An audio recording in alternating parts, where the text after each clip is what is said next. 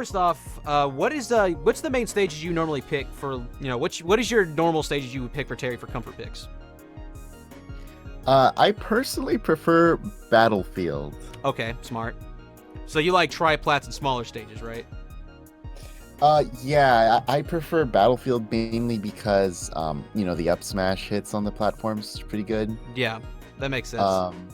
Yeah, but PS2's the only stage that Terry can, get there with a full hop. He could, jump on the platforms, but he can't on other stages, so that's why PS2 would be, my next best stage. That makes sense. Plus, I actually like bigger stages with Terry whenever it comes to characters that kind of set up with lasers and stuff like that, because about the Tiger Knee tech with mainly Tiger Knee power dunk that makes power dunk safe on block and stuff like that. Yeah. Okay, so on bigger stages, whenever you're dealing with someone who is constantly short hopping and spacing out lasers and stuff like that, it can be a useful tech, but it's really hard when you have a lot of platforms in the way. So stages like this are also useful for that. So let's see. Let's go and get right into this. So first thing I'm going to be paying attention to is how well you control space. Okay, right off the bat, I already love how you use fair. I've been telling people to use fair what you're doing right here, forever. It's not really meant to be an approach. It's more so a spacing tool because you can space into it into F tilt, and it's just really good. Right. Okay, let's see. That was good. Trying to see. Okay, so you probably know this already. The big thing I look for with wolves is the moment they burn this double jump, which is a lot. Anytime you get them in this position when they're in the corner, whenever you have they're in a scramble, their only real options when they're in this position is the short hop aerial a lot. So you kind of disengaged a little bit here, but then you just jump back and crack shoot it, so you still found it. And then in this position, he just burned his double jump here. The only thing Wolf can do at this point is just mash an aerial or something like that, so you can trap his landing. You set up with slow power wave, which I think I like that because slow power wave can lead into combo into just about anything. But it is slightly missed, but then you disengaged and space back. You're still keeping the pressure up. It's these kind of feel like homie reads almost. Do you play Charlie a lot? Yes, I kind of do. Okay. Just meeting in tournament a lot though, right? Yeah. Okay, that makes sense. So, if you want to go back, basically whenever you see me do the Tiger Knee power dunk at ledge, that one. Yeah. It means that I had no idea how to ledge trap. It means I just hope this works and I hope the lag is low enough to move away. Okay. But clearly it wasn't. Okay, let's talk a little bit about ledge trapping then. Let's go back to where you had him positioned in the corner. All right. So right here you got him in the corner. So there's the way I base my ledge trapping is around how many options can I cover while holding on to stage control. And the great thing about Terry is he can cover multiple options because of charge partitioning. So in this position, where you kind of got the fair here, you put him in a tech chase and you could have put the pressure on with pivot cancel forward tilt, kind of keep it going, but you kind of you didn't push as hard as you could there. So if you did, let's just say you did and you pushed him to the ledge, I normally like to stand at either roll distance so I can slowly bait with slow power wave because it'll bounce them off the ledge, and there's a certain amount of frames where they can't snap ledge, so you can go for a down air, or you can just space F tilt, and while you're spacing F tilt, you want to be charge partitioning downwards because that covers get up attacks if you space yourself correctly, because get up attacks, the range are fairies. But if you know the characters you're fighting's get up attack range, you can stay right outside of that. F tilt will beat that. Neutral get up. F tilt will beat that. And if they manage to buffer shield, you can just throw out another F tilt because that's safe. And if you throw a crack shoot, the shield pokes. So, and if they jump while you're F tilting, you can just hit a B and react with crack shoot. Not crack shoot, but with input rising tackle. Another one you can do now. You want to mix it up, obviously. You don't want to just be too linear with it. Spacing fair, how how you're doing spacing fade back fair and stuff like that. If you go fade back fair into F tilt and go into charge partitioning after that, you're covering a lot because if they roll, auto turn will catch them. They neutral get up, they're getting hit by F tilt, or if they jump, they take the risk of getting hit by fair because a lot of mix-ups off ledge require you to jump, right? So if they let's say you're dealing with fucking wolf, they like to jump off nair, jump on or just jump on fair or something like that. And if you're spacing that way, it makes it to where they can't just throw out those mix-ups. They have to respect your space because fair and F tilt's hitboxes are huge. And you also have the mix-up of I can space fade back fair into F tilt, and if I think they're going to jump on, and I know they're going to, I'll spot dodge attack.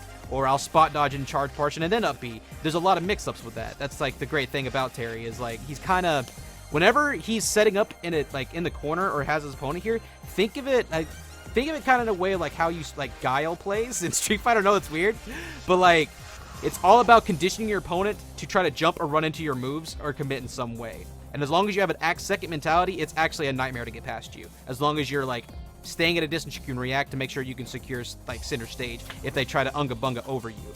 Because if they burn their double jump over you and then you like, you know, you're not comfortable going for the input rising tackle, you can just backdash, wait for them to burn their double jump, and use like your plethora of burst options to trap their landing: crack shoot, dash attack, dash walk, grab. Which, by the way, we're gonna be talking about dash walking a lot, and things like that.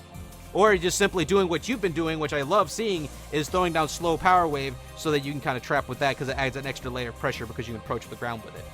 Make sense? No, yeah, it certainly does. Thank you. Okay. Okay. And as we go on, I'll point out the opportunities like you can kind of go for this. So like right there, that wasn't actually necessarily bad. The only thing that was bad whenever you did this was you could have buffered something afterwards because you had no lag, but you disengaged in this situation. Like you got the dash grab, you threw him off stage, you went for this, but then like wait a minute. He might have actually timed that just right to where you couldn't buffer jab. Like, that's the first thing I was thinking is, like, maybe you could have buffered something, but I think I might be wrong on this. I don't think you could have done anything there. All right. All right. I'll be off your ass on that one. No, you know, now that I think about it, see how I do it so that the hitbox comes out, like, right when he grabs ledge? Like, that was an issue. Like, if I had done it, like, 0.5 seconds later, that way, like, if he did an immediate jump like he did, like, it could have hit him. Yeah. But since I did it too early, I think that was the issue too. I think so. I think you're right. So the way now, I really want to pay attention to how Charlie's putting on the pressure here. So right here, it leads you into like a mix-up after the dash attack, right? Which way are you gonna tech? And then after the tech, you immediately buffer, just jump away because you just, you know, you want to disengage from, you know, the pressure he's putting on. But I want you to pay attention to Charlie's patterns here, man, because the thing is it's normally dash short hop, and like spacing aerials and go buffering shield whenever he's like putting on pressure because you don't know what he's gonna do. But there's openings here. So dash in this game, I preach this all the time on my streams. I don't know if you hear regularly or not, but dash in this game is garbage. Like if the only option that you know they have that's fast out of dash is jump, that is an open, like you can either throw out a power wave or a crack shoot to interrupt both of those when he's just sitting here jumping around, stuff like that. And if he goes into shield and you go for heavy, well, what the fuck ever. If you go for heavy, you're going to cross him up. So if you see him playing neutral like this and you just know, okay, if I just react with crack shoot when I see him doing all this whack ass movement, I'm pretty much safe and I'm going to get center stage either way, or I'm going to get a combo starter. Make sense? Because here, let me show you. So like right here, he finds his opening after this, right? Got the fair, pushes pressure, gets the dash tag, puts you in a tech chase, and then immediately after that, he just, you know, he's trying to find his reset afterwards. You disengage, which was smart, and then as soon as you disengaged, he just started spacing back with laser. But after the laser, like, you see, like, when they start doing all this fake movement after they, like, buffer something, like, just dashing around, that's so fake. Like, that right there, I hate it so much because it's a mix-up to get you to, like, hold shield. But once you really realize that how bad dashing is you just are not afraid of it, just literally throw out anything. F tilt, down tilt, crack shoot, power wave, anything. It is fake pressure. But you see this kind of movement from a lot of characters like Mario and, you know, like all the Spaceys do this kind of shit. Okay. Let me see. I want to see how you handle being in put and juggle situations. That was good. I like how you mix up air dodge. And you mix up the angle of where you're going to go for power dunk. It's good. Let's see. Also, do you know that if you space Nair, like max space Nair, it actually will beat Wolves? Yeah, I do that a lot. That's why I was doing it earlier. Oh, yeah. Okay. Like, yeah, when he, because sometimes he will try to like dash away to whiff punish crack shoot. So what I'll do is I'll do the Nair instead. That way, like, if for whatever reason he dashes away, I don't get punished because I didn't crack shoot. And if he short hops in, then I got the Nair destroyed. So that makes sense. Yeah. That makes sense. Yeah. I know I'm going back a lot on this, but I really want to see something. I'm trying to see, like, what is the space that Charlie's mostly occupying, and it kind of mostly looks like It's just like short hop to ground range, like right here. Like he's a very different kind of wolf. Like from what I'm seeing right now, he's not really like burning and like burning his double jumps and stuff like that, and like kind of like, you know, camping you with lasers like a lot of wolves do, which is smart because he'd get his landing strap like for free. But what that tells me is like actually no, wait, no, hold on. You just gotta kind of be paying attention to his movement in that zone and just knowing how to like whip punish in that zone, like just knowing when to throw out crack sheet and stuff. All right, here we go. Okay, got him set up. So constantly, like every single time I ever put someone in a juggle with Terry, and I just, you know, first off, I always position myself to where I have the most, like, you know, I have stage control behind me. They have to either make the decision of, are they going to respect me and take the corner, or are they going to force their way down? And the way I've been paying attention mostly to like what Charlie does and how much he respects you when he's in disadvantage, and I have to say he does not at all. This man will just falling aerial every single time. So what I would suggest, and I'm being dead serious about this, when you see him blatantly do these kind of things, especially at higher percents, just literally jump up there while charging rising tackle and throw it out. Like, input rising tackle legit is just better up air, because you have air drift on it, and it has zero lag on landing. Like, zero. At all. Like, and it's just free to throw out, because they can't punish it. Because by the time they land, like, you can already throw something out. So, that's one option you have. Or just simply just trapping his landing by just simply like shimmying and staying low to the ground and just like waiting for where he's going to land and just either dash grab, you know, F-tilt, whatever. But spot dodge attack is something I feel would definitely help a lot, because whenever you end up in these scrambles like before where he was really pressing, where you disengage and jump back, like I feel like if you know he's going to actively mash on you like that, I would just throw that out more. Okay, pivot cancel F-tilt, put you back to the ledge. That was good. That was good. I have to say, Charlie had the balls to really position himself like right on the ledge like this, because there's like 100 things that you could throw out that he would not be able to react to. Like, yeah. Do you use the mix-up where you like let go of the ledge and crack shoot on ledge? Yeah, all the time. It's really good. Yeah, he wouldn't. I don't think he'd. Well, actually, no. He might be able to react in time with something like down tilt, and then you'd have to recover, and that would kind of suck. Well, maybe if he was anticipating that. I don't know. I'm really paying attention to how this man ledge traps, and he seems very reactionary, but that's kind of hard to do whenever you're like right on ledge like that.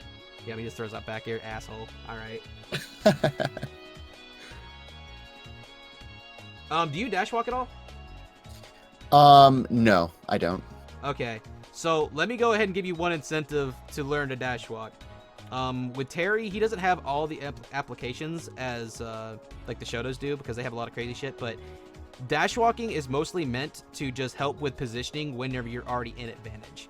So like if you were to do something like send your opponent into a tech chase with something like F-tilt and you were to dash walk afterwards, you could immediately follow up with another one and then kind of keep it going, keep the pressure going. Or if you were to set them up into a juggle with something, let's say like crack shoot, and they jump away, if you were to dash walk, you can kind of go farther. But the big reason it's good is if you learn how to dash walk grab with him. You played Smash 4, correct? Yeah. You remember Falcon's broken ass dash grab? Yeah, it goes like super far. Yeah, well, Terry has that. Like his dash walk grab, especially if you time it correctly, it'll go halfway across FD. It's that good. I'm not even bullshitting. So whenever you're sharking catching landings, it's actually super useful to learn. I preach dash walking to Shotos and Terry players all the time because it's just so good. Okay. Just kind of keeping up the pressure here. Put you back in the tech chase, read the roll. Okay. Like, I have to say, the way Terry... Okay, let's go ahead and talk about your options here for how he's pushing advantage. This man is just like... He's not really, like, waiting to see, like, what you're going to push out a hit stun. He's just going for it every single time. But then, like you know, going for the punish every time he puts you in the juggle and doesn't really, like, wait to see if you're going to air dodge or anything like that. So, like... I would probably say, like, throwing out more fair, honestly, in disadvantage might help. Because of how the hitbox kind of aims downwards, whenever he comes up with up air, it might at worst trade.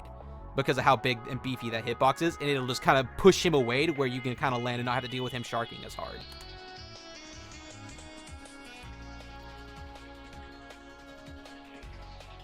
Okay. See, like, right here... Like, whenever he forces these scrambles, whenever you kind of, like... Actually, I think I've kind of found the distance here.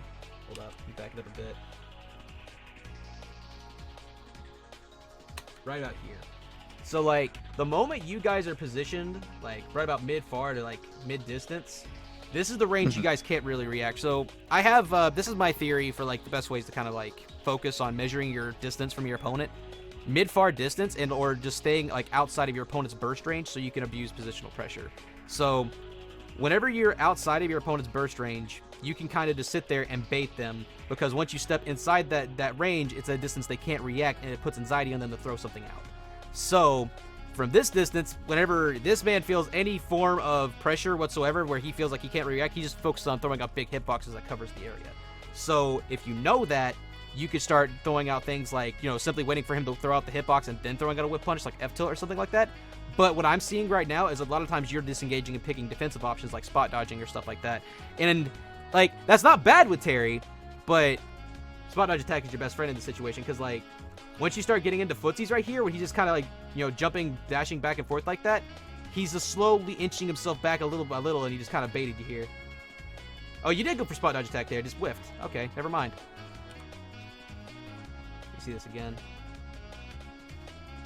Yeah, that third time, I feel like I didn't even press attack. But you see, even whenever your opponent whiffs, they always do, you know, make a decision of what they do afterwards, right?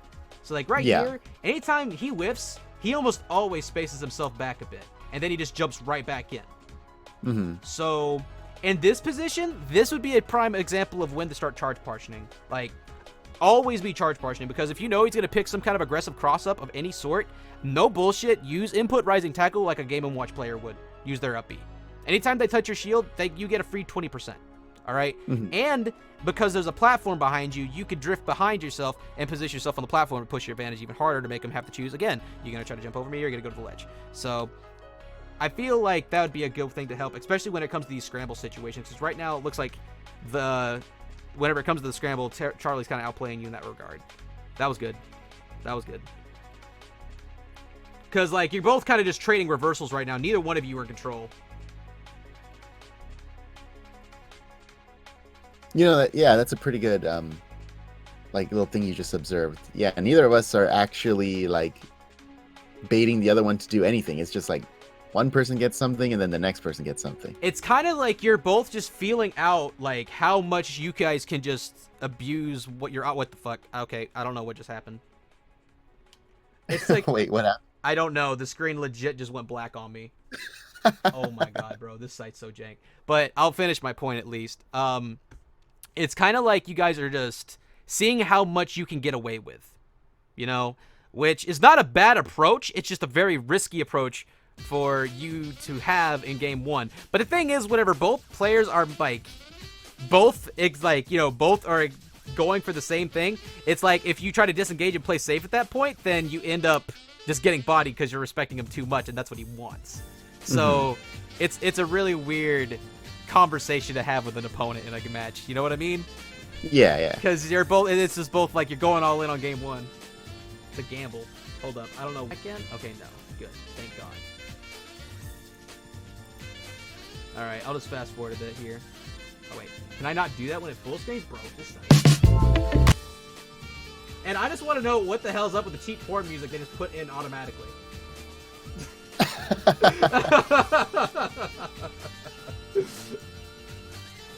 All right, so we're back in. So okay, it's playing now. Yeah, it's playing now. Oh, okay, cool. Okay, so I got it working. Let's go ahead and go from the second stock here. Space power dunk. Okay, whenever you see Wolf do cross up dash attack, don't disengage. Just let go of shield and F tilt him. You can punish it. And the worst he can do is buffer shield, and I mean he's max space at F tilt distance, so you can get a free block string or a shield poke if you have any shield damage on him. Yeah, that's true. That was good. That was good. That was a raw-ass call-out, by the way. You guys have some balls. Like, you guys are playing wild at, like, high percentage. You're scaring the fuck out of me. See, like, right here. This is another one, by the way. Because his main option when you cross him up is, like, either dropping shield and doing, like, F-tilt, or like, jumping out of shield and back airing, which I don't think his back air out of shield is really that good because it comes out pretty slow because of the wind-up. So in this situation... Yeah, I don't think it hits Terry. So that's why I'm telling you, like, I'm going to be preaching about the scramble a lot, because that's the big thing I'm seeing with this set. Like, if you get better at dealing with Charlie and scramble situations, I think you can be consistent. Because right here, you end up disengaging going into shield instead. You had hit advantage because of how good, like, the cross-up on slow power dunk is on characters that don't have great out-of-shield options that don't, like, you know, up Bs and stuff like that. So if you were to immediately set up into, like, F-tilt, jab, down tilt, anything like that, you could really start mixing them up. And by the way, something I definitely would like to see you experiment with is just using jab 1 for shield pressure, because it's like -6, and if you max space it, you can go into things like jab 1 F tilt and get shield pokes. And I think it does like slightly more hit stun on block than down tilt. I'm not 100% on that. I'm pretty sure a while back I looked it up and I found that.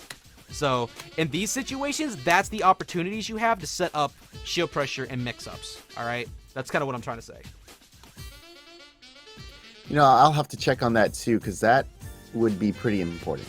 Yes, because Terry's mix game, I used to not think's not that great, but I've been messing around with it a bit more, and he just does it in a different way than Shoto's, and it's really nice. It's a lot of high-low mix-ups. Yeah, that's what I prefer. That's why I'd rather use Terry than Ken. I understand that. I love them both. Like, I love the strengths and weaknesses of both of them, honestly, so that's why I play them. Up there, that was good. Push the pressure. Wait, how did you get that last stock? I'm sorry, I looked away for like a second. Oh, he up smashed you. Okay, got you on cross. One thing that I was sad about is this up air could have been a dare. Yeah, that definitely could have been a down. That could have been a back air too, honestly. It could have been either one. Okay, up air there. Okay, this is the main thing I want you to make sure you always pay attention to when you're fighting him. And this is for all wolves, man. The moment you see them do that, the moment that double jump is gone, literally throw out the meatiest thing you have, which is burn knuckle or dash attack, like any of that. Because once they do that, that is the best thing you can do. What? Yeah, I've had success with up smash too. Okay. Like that's the main thing I always fish for, is someone to burn their double jump. That's actually not just the Terry thing. That's a Smash thing. But Terry can definitely fuck you up for doing that. See, like right there, you see how he's like, whenever you start setting up slow power wave, this is very, very common, by the way.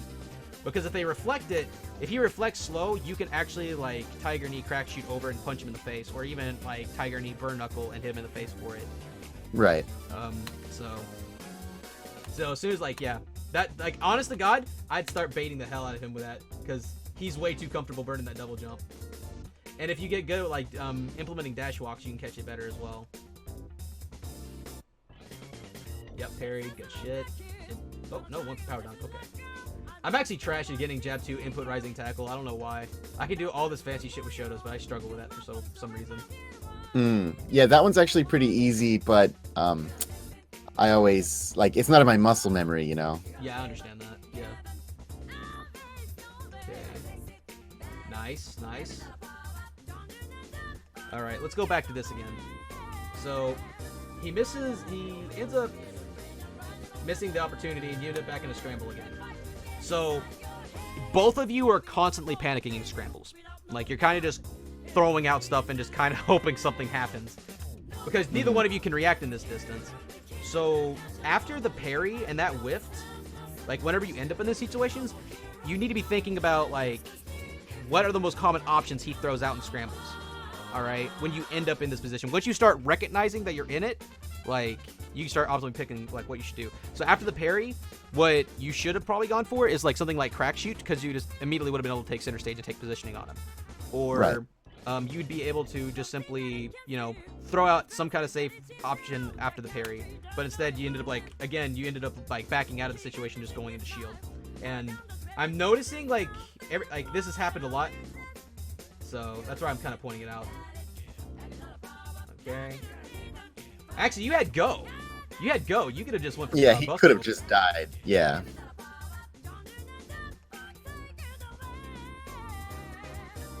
Nice. Oh my god. I know. This is stressful, bro. It's okay, man. It happens to the best of us. God damn. Yeah, this is definitely something like, yeah. This is 100% down who's best in the scramble. That's actually what this is. Oh no, it's coming. Oh no. Oh, you fucking kidding me? Are you fucking kidding me? No. Okay.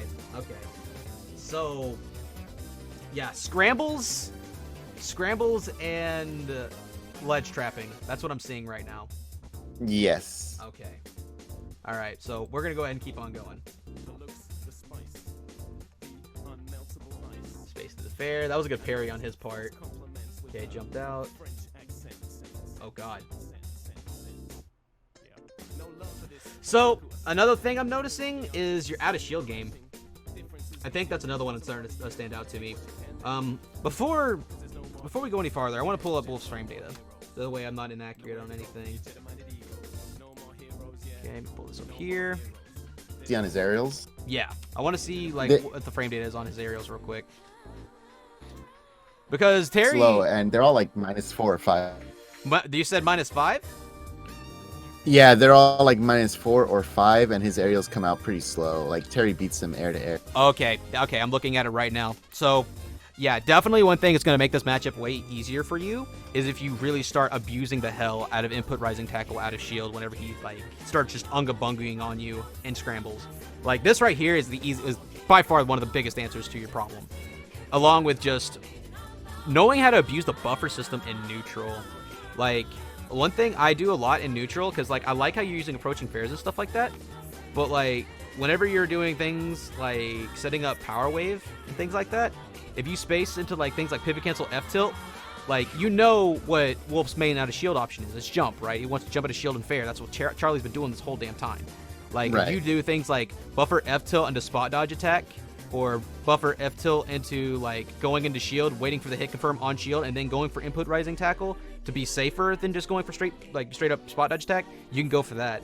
And it just kind of sets it up to where you can sit here and match these safe mid-range aerials on, not aerials, tilts on him. You can even space into F tilt too to kind of throw it as mix up. You're waiting for a response for him while you're doing it to either hit your shield so you can input rising tackle, or for him to disengage so you can keep on pushing pressure, like if he jumps back or something like that, so you can take more stage control. Make sense? Mm-hmm. Yeah. Okay. So that will definitely help out a lot in the scramble, is whenever you start, like, charge partitioning when you're in them. Like, I'm honest to God gotten to the point where I'm, like, constantly charge partitioning as much, like, all the fucking time, no matter what. Because it's such a good mechanic for him. Yeah, that's something I'm... Let's see, jab 2. Okay. See, like, check this out, man. This is another thing about Charlie, is, like, he is way too comfortable just forcing his way down to just get stage control instead of going to the ledge. He's gotten away with it a couple times, but you immediately set up with power wave, and then you jump back. If you're going to set up to trap his landing with slow, I think you might have went for fast there. If you're going to set up into slow, I would always approach with something with it. Like, one thing I like to do whenever I'm setting up to catch landings, I'll set up slow into, like, short hopping in front of them with Nair, because I can space. Then you can space back with Nair, and then, like, again, start charge partitioning for if they jump in. Mm-hmm. Make sense? Yeah. So, like, right here, I think I saw you throw fast here. Let's see, goes for jab, power dunk. Yeah, that looked like fast.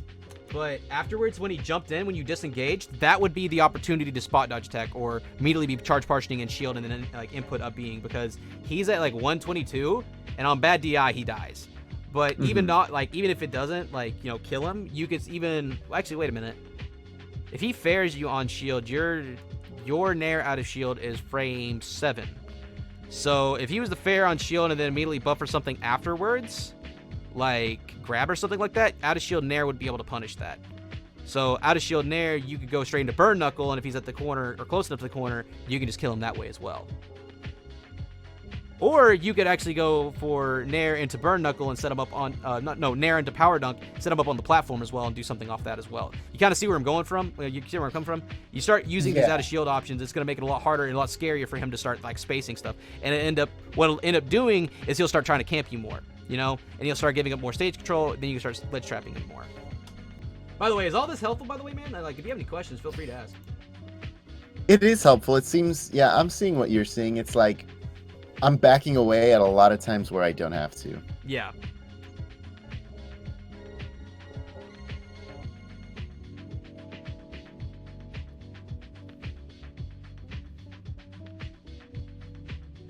That was good. Ah, you picked the right option. I just didn't expect it to be out of range. Okay, burns his double jump. Yeah, man, he is so aggressive when he's in a disadvantage. Like, he is so aggressive.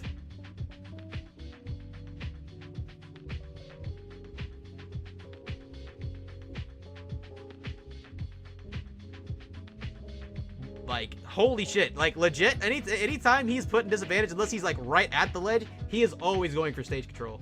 Always. But he mixes it up well, where he goes for neutral air dodge and, you know, mixing it up with his falling aerial. And, like, whenever he does his double jump. But if you know, if you know where he has to land, then you still cover those options. Okay. Right. Okay. You see that again. Hold on, I want to dial this back a bit. Right after he lost his stock. That was good. So he just went for dash grab and just got, you know, got it. Got go now. I'm guessing that LB was a misinput. I think so, yeah. I think I was trying to do like crack shoot or something. That was actually a really good mix-up of going low. Yep, goes for the 48.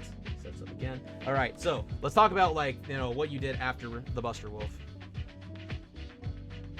Anytime I land anything like this, I'm constantly paying attention to, like, what my opponent wants to do after, like, you know, they get put in hits done. And Charlie, it's always to hold forward, man. I've noticed this. Like, this man is immediately running right at you and just buffering shield and shit. So I'd be thinking at this point, how can I control the ground? Okay, that's the time when you, like, start approaching with slow power wave afterwards, because if you interrupt his dash, you get a full combo out of that. And if you hold shield while you approach with that, you get a grab. See what I mean? Because if you know you're fighting somebody who's playing overly aggressive, you get just approach with both of those. Same thing with, like, you know, short hop, like, fair, short hop nair. Short hop nair in this case, because of Wolf's kind of like covering high with nair and fair and stuff like that, nair is your best option in this case, because unless you know he's gonna go into shield, then you can space back fair into F tilt or something like that. Keep the pressure going.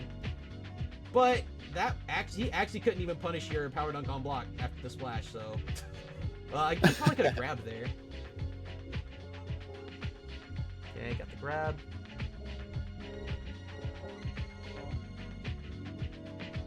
Yep, that. Oh god, good tech. So check this out. Something I do in a situation like this very often, it's off-stage scramble situations. As soon as you tech this, when you buffer, roll, charge partition. And if they jump in on top of you, you just up B. That's true. Like, you can just, like, immediately buffer shield while holding down. If they touch it, you just up B, and they die. Because you know Charlie's going to be aggressive off the ledge. He's aggressive in disadvantage at all times. Like, this man has no fucking chill. He's either going to just fast air dodge down, double jump, and then land with an aerial, or mix it up with air dodge. But he's always going to force his way down. So, honest to God, the flow chart for Charlie is just stand to where you're covering center stage and just wait for and just throw out small baits, and this guy's going to do it every time. Every fucking time. Treat that as its gospel, I promise you. It'll help. Okay, got him holding shield, good stuff. Okay. Now, I like what you're doing here, but it's a bit too much of a commitment with how you're using it. So, like, whenever the distance where you're spacing yourself is good. It's not bad. But if you were to space things like fade back fair here to F tilt, you're putting safe hitboxes that are covering off, like, this entire area here, right? Can you see my mouse by any chance? No, I can't. That's right. That's a big part of, like, my thing is, like, I kind of show. Okay, so you see on the stage where like the gray area is cut off at, like, you know, like where like the stage is green and then it kind of turns into kind of like a white. Oh yeah, I see that. Okay, so that whole area there, when you're fading back with fair and F tilt, you're covering that whole area there. Okay, now straight up from where that white part of the stage is, if you're charge partitioning, you're cutting them off from that as well. And you can also react and shield for if they throw out immediate aerial, which you can also react with up B as well. So that's the bubble. And if they go for roll, then you just, you know, you can just drop shield down tilt and just grab them and reset them back to the corner. Does it make sense? Yeah. So, and then if you backdash and, like, set up a slow power wave, it burns the timer for how long they're holding the ledge, which is a big thing, because if you know that they like the ledge stall a lot, you can just jump. Like, a lot of people forget this about Terry, but his down air actually reaches through the ledge. So you can just jump over and down air, and if you know that they're holding ledge too long, like, and you know their main options are to jump off ledge, or, you know, they just like to mix it up, like, between aggressive options, like what Charlie's style is, you can just dumpster them for that, and at the same time, you can still hold stage control. Make sense? Yeah, yeah. So you don't actually have to commit this hard. The thing is like, you did make the call out. You were right. Like, you knew he was going to go up there. But in that case, you'd probably, if you wanted to throw something that was less committal, you just jump up there and nair and go into burn knuckle or go into input rising tackle. Because input rising tackle right now, with that much rage you got on you, probably would kill. Yeah.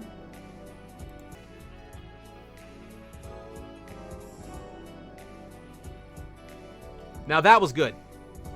You threw out a small bait with a down tilt, and you immediately dash back and dash attack because you knew that he was going to... Okay, at this point, you're catching on. You know how he's getting off the ledge now. Yeah. That was good. Oh my god. If you went for input rising tackle, that was it.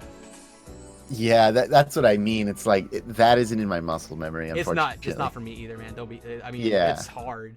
I think the only one I've seen do that consistently is Riddles. So you burn the double jump. He's trying to get you to air dodge because he's really good at frame trapping neutral air dodge. Okay, so let's talk a little bit about mix-ups here. One thing I noticed that you don't really do to mix up or stall when you're in disadvantage, I don't really see you use Power Wave, like aerial Power Wave, because Charlie is he's kind of caught on to the timing of how you want to do things. So whenever you kind of throw like a bit of a mix-up in the timing of how you do things like that, I think that'll definitely help. Also, whenever you crack shoot out of hit stun, it actually has less lag than burn knuckle. So I'd keep that in mind as well. Oh, that was actually smart how you covered yourself down with back air. But how did he catch your landing? Up air. Up air, you burned your double jump, still got you in the juggle. Because he just kind of sat there and harassed you there because he's like, okay, you have to go to the corner now because you don't have a double jump. The only thing you could have done is like maybe buffered like air dodge or something like that. Oh, God. Okay. Hold up. How embarrassing. Back air. Okay. Yeah, that right there was good play on his part because the way he baits you is he acts like he's going to do something aggressive, and then he just jumps back and just covers all this. Like, all of that out here he was doing was just a feint. So, God, that's actually kind of annoying because you never know if he's actually going to swing or not. That's actually a really good little mind game he did there. That's true. I still had a few options, though. I felt like I could have, like, power dunked to the platform even. Oh, you I don't could think have. he's ever killed me for that, yeah. You could have went for power dunk. You could have, again, whenever I'm off stage, I like to stall with power wave a lot. So it helps to kind of make him think, hey, which way am I going to come at him from? So that definitely would have helped. But you just kind of like buffered an aggressive option out of hit stun to kind of just try to get back in it. And he could react to that pretty well from that angle. Oh, one thing that's a really good mix-up to do out of crack shoot here that I like to do is I'll just like air dodge in, because a lot of times if like they'll think you're going that direction, you just air dodge back through them. A lot of times they don't expect that.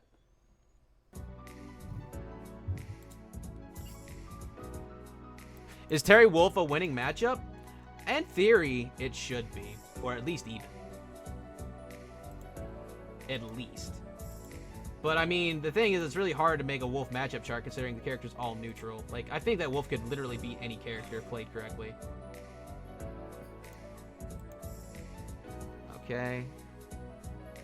That was actually a very weird trade. Okay.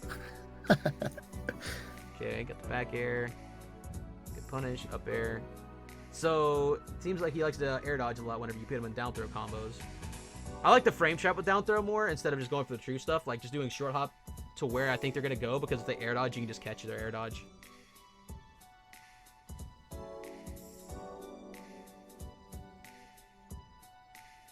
By the way, on stages like this, going for jab 3 is not bad because it sets up on platforms really well because of the angle. Yeah, that's true. Okay. So I got the back air there. So yeah, like what I'm seeing right now is you're definitely got really good in-game awareness because you started catching on to his aggressive patterns and stuff like that, but and you started getting a little better at dealing with the scramble situations, but the thing is what's making this whole set inconsistent for both of you is that neither one of you are really like holding stage control and baiting the opponent to like come in as much as you could. You're both just kind of both throwing yourselves at each other. Like neither one of you are like taking pauses to kind of be like, okay, how can I like cover him from approaching on the ground? How can I cover his dash? How can I cover him short hopping? It's more about how can I out prioritize his bullshit and be able to just bully him. You know what I mean? That's kind of what it looks like. Oh, so then he ends up going into Lucina. So it's what, 2-1? Okay, so the thing with Lucina, I actually don't think this match was terrible. I actually think it's pretty doable just because of certain things. Whenever she's spacing, like fair into fade back, whatever the fuck, like that's a perfect opportunity to understand like why Terry's dash grab is so good when you do it from a pivot grab, from a dash walk. If she dashes back with like fair and you time it correctly, you can actually dash walk grab her and whiff punish it as soon as the hitboxes comes out. Like that's how good that is. So it's really that fast, huh? It's dude, it's in my video that I made about it on pivot on dash walking. It's really good. And if you delay the grab input for a couple of frames, it even goes farther. Because what happens is you get to the end of your dash, and as soon as you hit it, do you know the lunge animation he goes into? Whenever he goes for the dash grab, it launches him forward and he grabs you. So yes, it is. I swear that it is really damn good. It is worth learning. And pivot F tilt will definitely help as well, because even if they go into shield, if you have it max space, their up B out of shield will not hit you. Neither will like I think if they try to fair out of shield. Actually, how fast is Lucina's fair? Do you know? I don't. Okay. Well, if they try to fair out a shield, you can always buffer shield and then just, you know, trap their landing with Power Wave, because the main way you use Power Wave in neutral here is you can't really, like, hit them while they're in neutral, but after they throw something out like fading back fair, fading back nair on block, that's when you can start setting up into that. And you can then, like, approach with things like, you know, simply walking forward to take stage control, or waiting for them to throw out something again and then react and crack shoot. It's all about wait for them to throw out a hitbox and then throw out something that's fast enough that'll catch it, like crack shoot or something like that after the hitbox is out. Right. So, rolled in. Also, the model shifting on your down tilt can also be a godsend. Something I've used with the Shotos in the matchup pretty often. Mainly yeah, it's great.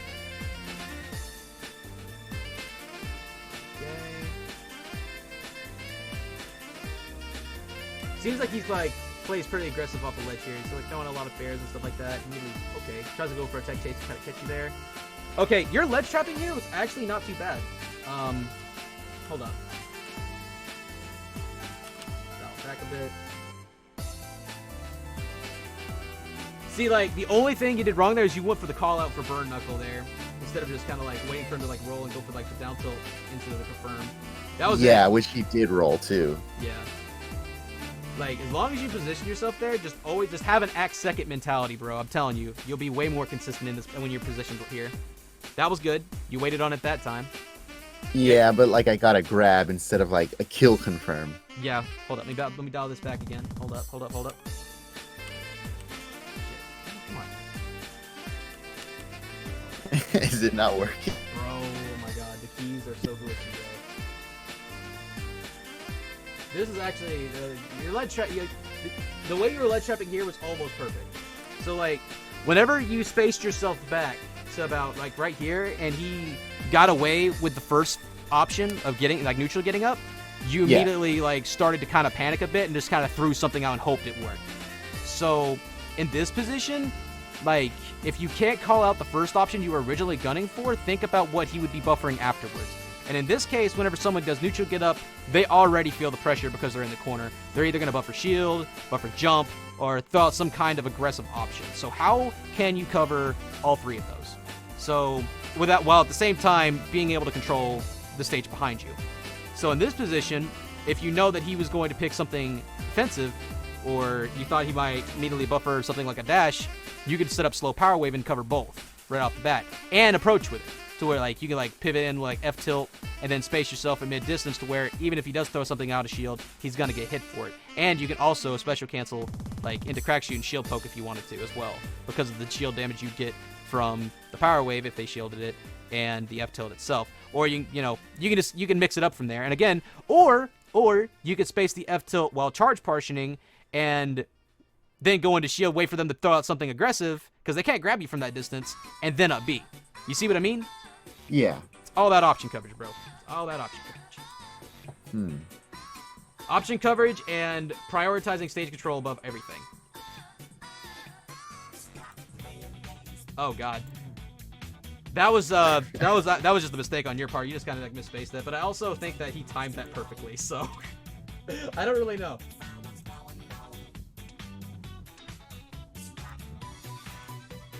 Let's see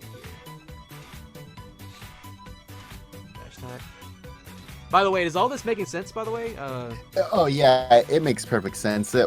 When we look over it here, it's like I had him right where I wanted him. I just didn't know that's where I wanted him, if that makes sense. Yeah. Now, I want to point out something you did really well here. Like, Charlie, the way he plays the scrambles with Wolf, if you answered like you did here and just throw out light burn knuckle, you'd be surprised how many free stocks you get. Especially when they're at high percents. Because he's always dashing. You see, like, watch the patterns, man. He's always dashing and short hopping all the damn time. And I think that's something I've seen, because I've studied some of Charlie's VODs before. But, like, his neutral is all bent around spacing and microspacing like that. So as soon as you start getting good at interrupting the start of the jump or the start of the dash, or any time you put him in hit stun to reset neutral, like, you know he's going to start buffering and doing that every single time. I'm telling you, like, he will every time. And if you start, like, interrupting that, he'll start falling apart. Especially, like, in neutral, at least. In neutral. And then the different phases, like what I'm saying, whenever he's an advantage, he's always going to pick some kind of aggressive option to land on top of you if he sees that, you know, you're not really punishing him for it. Which, in this case, you're semi-punishing him for it, but you're not consistent at it yet. And same thing whenever you get him to the position to the ledge. Like, those, plus, like, the scrambles, like, there's just a lot of inconsistencies there. But what you're doing right is you're also doing a good job of just being a really good player and just catching him when it matters. It's just very nail-biting. Yeah, I know. Tell me about it.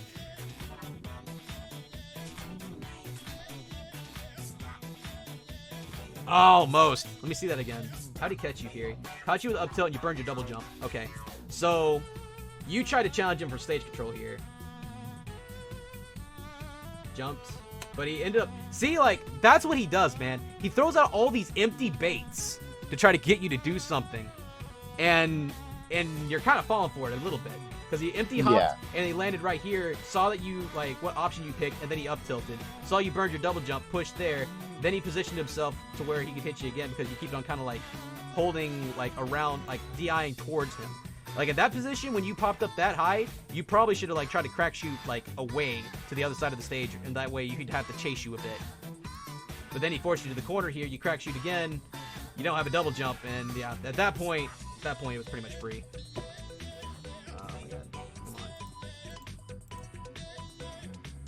Yeah, one thing I noticed from here too is I could literally just crack shoot like 4 times as much more than I'm doing, like in neutral, and he would probably get hit by every single one of them. Yes, exactly. Crack shoot is your best friend in this matchup because literally you just wait for him to throw out anything or get inside that range to where you know he can't react and legit just throw that out. Like, I'm constantly always spacing F tilt, slow power wave, and like crack shoot. And like short hop nairs and fairs whenever I know the pattern of when they want to jump, so I can have a fast acting aerial there, so I'll be there before their hitbox comes out. You know, things like that. And of course, like a big one, light burn knuckle. It goes right through their nair. It goes right through their fair sometimes too. You'll be surprised. So once you get around this percent and you start spacing things like slow power wave, a lot of times the reaction to that is short hopping over it with an aerial or something like that. If you space it, like wait for that hitbox to come out and just time burn knuckle, they're dead. They just die. Or you could time pivot cancel in with F tilt and then like get shield pressure for it. And again, because you max spaced it, up B out of shield will whip. Mm-hmm. Also, like, throwing out more power dunk as well, dude, as an anti-air. Like, a lot of people forget about that. I do too. Oh, you did it. Let's go. But like, whenever you see them spacing aerials, if you just react with power dunk, you'll just go right through the sword. Like, no shit. When I was playing against Dusty Carpet's Schultz, I just started power dunking and going through his sword on reaction whenever I thought he was gonna throw it out. It was the cheesiest, mashiest thing I've ever done in my whole life. I mean, hey, it works. I mean, I usually do that against Palu Bear. Okay, I actually wanna talk about this. This is actually was an opportunity that you could have pushed a little harder. So you got the space fair, all right. You positioned him right here where you set up into slow power wave, which was good. At this point, he ended up parrying going into shield, and like right there, that was whenever you could like then approach with like another space back fair, or push it farther with F tilt, or even burn knuckle or crack shoot. Crack shoot would probably been better because there's no way in hell he'd be able to like react in time to that. Right. So like opportunities like that, you just got to push your advantage a little bit harder. I think. Yeah, that was it. I think you took your double jump. Okay, was that all of it? Yeah, that was all of it. Okay, so what I've learned from this is you definitely got to work on your out of shield game. That is by far one of the most broken things about Terry's game plan, especially when it comes to things like input rising tackle and like charge partitioning out of normals like F tilt, short hop fade back fair, things like that. When you kind of set up the wall whenever you have stage stage control, and your opponent has to try to find out how the hell they're gonna get past you. All right. In scrambles at first, like you just kind of focusing on having a trade war, there was no control. So I feel like whenever you start getting more consistent at ledge and start, learning how you can cover multiple options, working on your option coverage in the corner, along with just knowing how to just deal with your opponent, just forcing their way down on you all the time, I feel like that's definitely going to help with the consistency right now, because I think you're a good player. I think you're a really good player, and I think that the only thing you lack is control. That's it. You got the inputs, you've got the consistency whenever it comes to like when you get the punish in most cases, but you start to fall apart a lot in high percent scramble situations. Whereas in a lot of cases, whenever you have an opponent whose like main options in scrambles is short hop aerials, if you start charge partitioning and shield, you can just end stocks that way. I'm telling you, you get so many free stocks with it, I promise.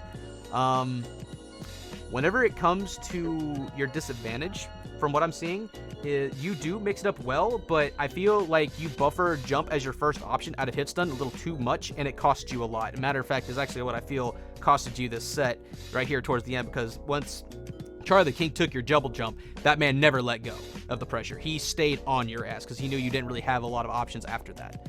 So instead, I would probably try to mix it up a bit more with like doing things like, if you're going to jump, immediately buffer things like crack shoot. If you see them coming at you, try like air dodging through them, or mixing it up with that, like, mixing it up with like maybe reverse power dunk, buffering it, and just abusing the iframes on that, things like that.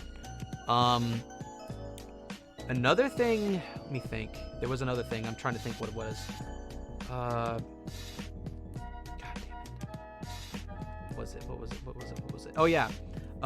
Shield pressure mix.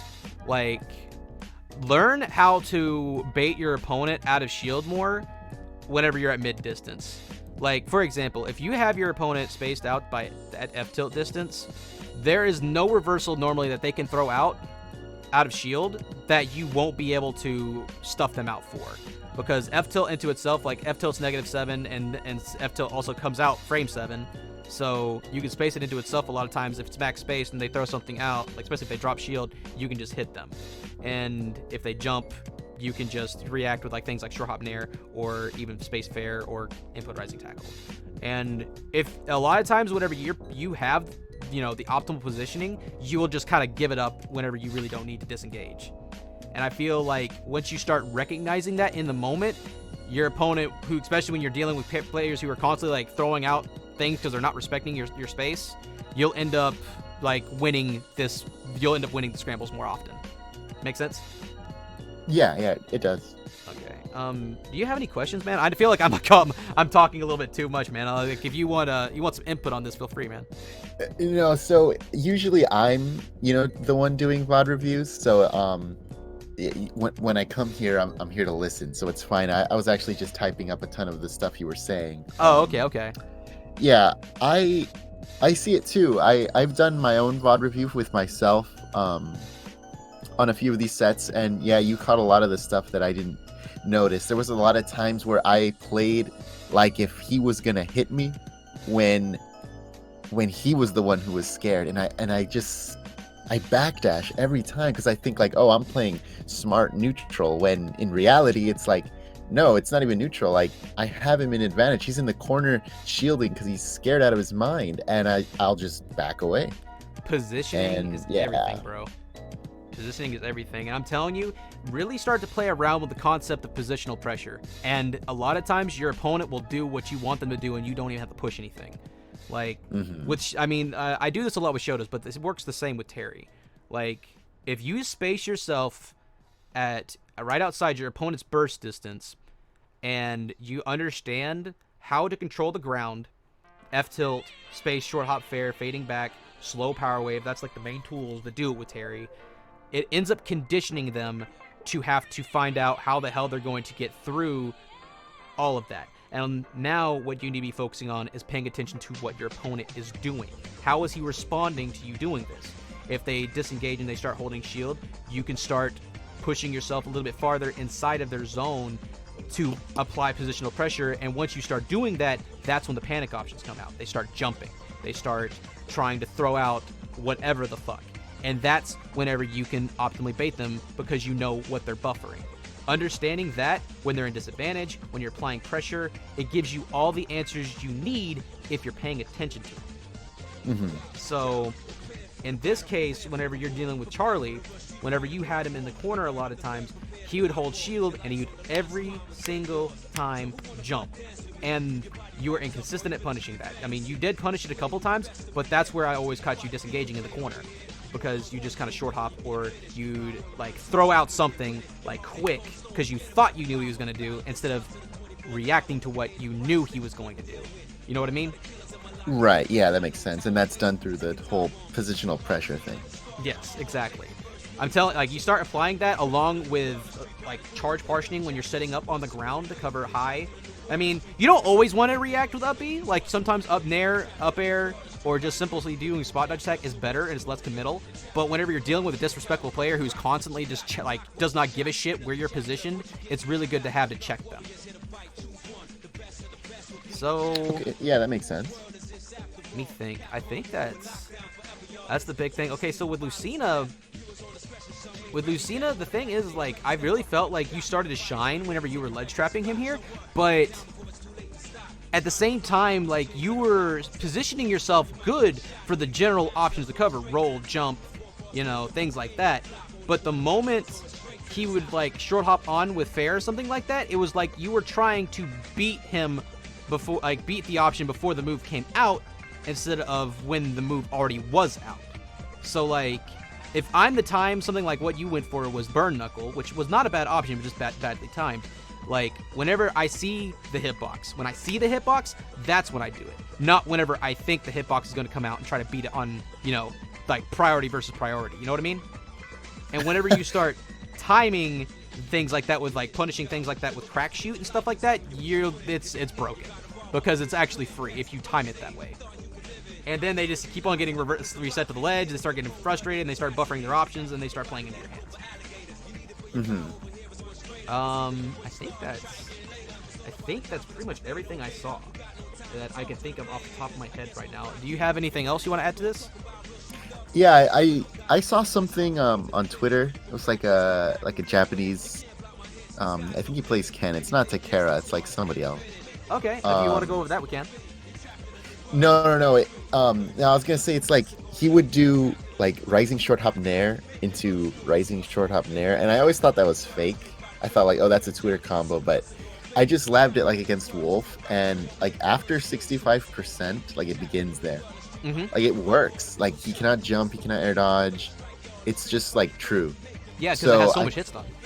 Yeah, I thought like I was like, how, why, you know? But it works. So I think like there's a lot of added safety to doing that too. Like the times where like I'm calling him out with that rising nair, like it could lead into like nair burn knuckle, you know? Yeah, nair burn knuckle or power dunk or something like crazy that. Stuff. Yeah, there's a lot you can go for that. Yeah, so there's like there's a lot that I feel like Terry's aren't doing, like in terms of like their punish game. Like that's why like a lot of people just flat out dismiss him. They're like, no, Ken's better. He kills, Shoryu in the center of the stage. When Terry's like, kill window could be like around like 55 to 70 if they're on the ledge. It's Oh like yeah. way earlier than Ken. Oh yeah, And they don't even definitely. have to like DI wrong, like they just die. And I can Yeah. agree. I can agree with that. Also with his pressure and his mix-up game as well. Hmm. But yeah, I think we got most of it covered. I feel like I'm doing like a little bit better in terms of like looking before like throwing out moves. I actually had a session with Zeke too, and he said the exact same thing that you said. So there's for whoever's listening, Ronan knows what he's talking about. Thank you, man. I appreciate that. Yeah, I throw out moves because I truly do believe that I know what they're gonna do. It's kind of like an ego problem. It's like I know you're gonna fair here, so I'm gonna beat you to it, and then I get hit by the fair. It's like I knew they were gonna do it, but instead of waiting, I like think that I'm smarter, so I should attack first. Yeah. And one other thing. Oh, one other thing I didn't know of before this video, I think, is the whole you put it on your Twitter. It was like when you burn knuckle max range, but it's like the one in the air, so you can like hold back. Yeah, tiger knee, burn knuckle. Yeah. Yeah, and like you show like Lucina couldn't even like up-B it. Yeah. Yeah, like that's something I didn't know here, but like yeah, it not only would it have hit him if he did nair because it's intangible on the arm. Yes. But even if he did like an empty hop, like that would have hit him, and even if he shielded, I wouldn't have gotten punished theoretically. So it's like there are so many more things about like Terry and his matchups that like that was literally discovered like this week, like a year into the game. Oh so yeah, it's like, definitely, man. Yeah, Like, I have nothing but faith in Terry. This character's meta still has a long way from being solved. A long way. Also, like his mix-up game with like down air, like short hop down air, is super unexplored, and it's sad because of how good it is. Like short hop down air, you have the mix-up of going into a rising nair to cross up, or you can just go into a falling nair to hit him on block. It's a mix-up because they can't grab out a shield in that situation, but if you also have the fear factor of crack shooting to like cross them up, which a lot of characters, if you hit the top of their head, it'll shield poke. Like there's a lot of things, man. Especially when it comes to his shield poke meta, which did get a bit of a nerf from this last patch, but overall, he still has the tools to just not give a flying fuck about, people's shields. Especially whenever you're maxed ranged, like with F-tilt, because of all the weird, crazy conditioning you can do on shield. Like, I know, man, this character's broken. Yeah, I do think he's good. I do this in friendlies, but against Charlie, I saw him doing it when we were going over the video. Is that he was so scared in the corner, he just held shield.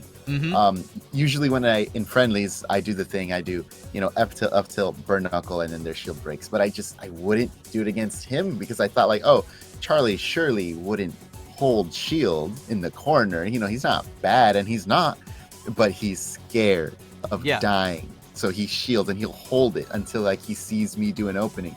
But if you do that, like the shield breaks. And yeah, I feel like if somebody's out there playing Terry, just like it has like humongous balls, like they would just beat everyone.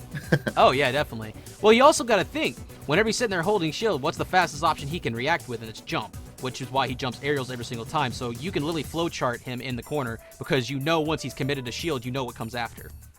Right, exactly. Yeah, that's actually really good, man. That's actually really good. I'm telling. Oh yeah, another thing.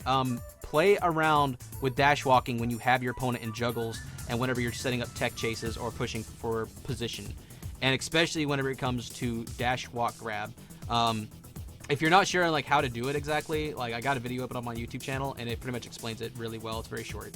So, like I'm telling you, whenever it comes to positioning yourself, whenever you want to push your advantage, it is essential for Terry's meta. I've been pushing people to start using this damn tech forever because of how good it is. I use it with all my characters, especially with Ken because he probably has one of the best dash walks in the game because he has so many good options with it.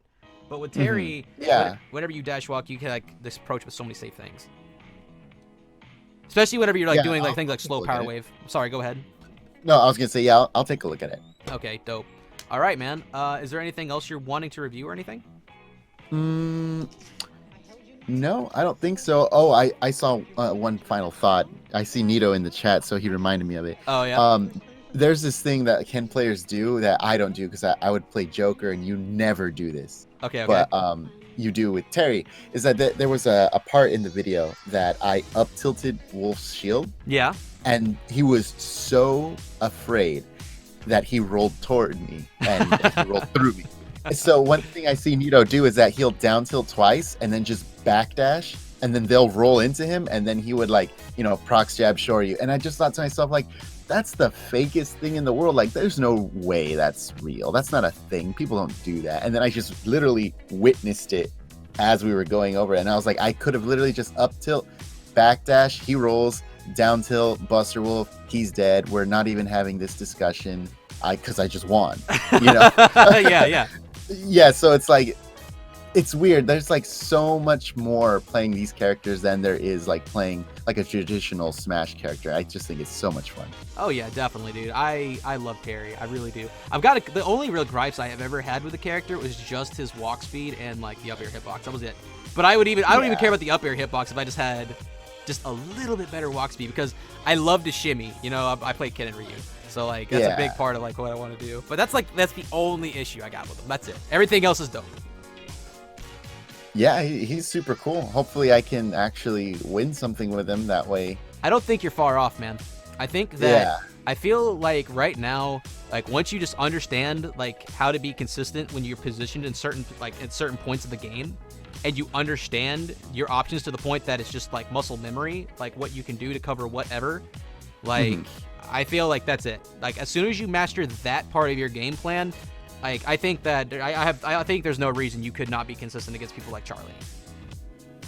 Right. Yeah. I mean, we just witnessed it. It's only a few things, and I think I can actually win. Exactly. So I think that at this point, man, it just comes down to work ethic, and I think that you're more than enough motivated to make that happen. So.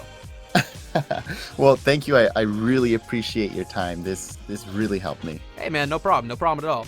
I will talk to you later, man. If you want to set up another coaching session sometime, just make sure to hit me up. We can do this again. All right, man. Yeah, take it easy. You have a good day. You too. Peace.